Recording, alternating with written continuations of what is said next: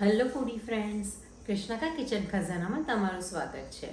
આજે આપણે બનાવીશું ખાખરામાંથી ચેવડો.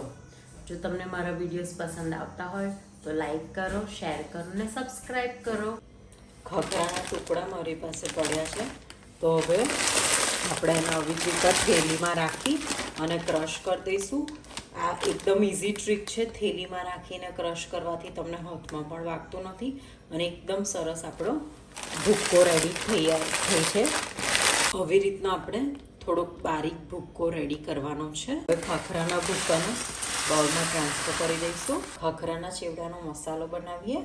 સૌથી પહેલાં આપણે 2 ટેબલ સ્પૂન જેટલું ખાંડ લઈશું, 1 ટેબલ સ્પૂન લાલ મરચું, 1/2 ટેબલ સ્પૂન હળદર, 1/2 ટીસ્પૂન આમચૂર પાવડર છે, 1/2 ટીસ્પૂન જીરા પાવડર, 1/2 ટેબલ સ્પૂન ચાટ મસાલો. હવે આને ક્રશ કરી લઈએ. ખાખરાના ચેવડા માટે ચટપટો મસાલો રેડી છે.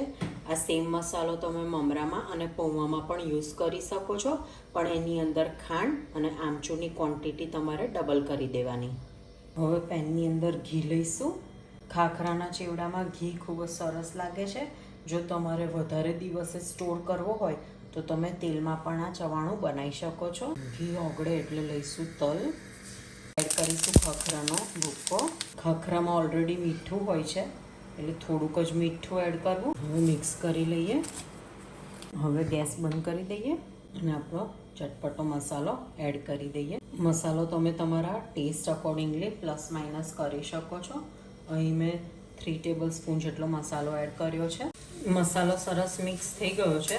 હવે અહીં મેં 5 પાપડ શેકીને ભૂકો કરી દીધો છે, એ એડ કરીશું. આ ઓપ્શનલ છે, તમારે એકલો ખાખરો રાખવો હોય તો રાખી શકો અને પાપડ મિક્સ કરવા હોય તો પણ કરી શકો છો. તો રેડી છે ખાખરાનો ચેવડો.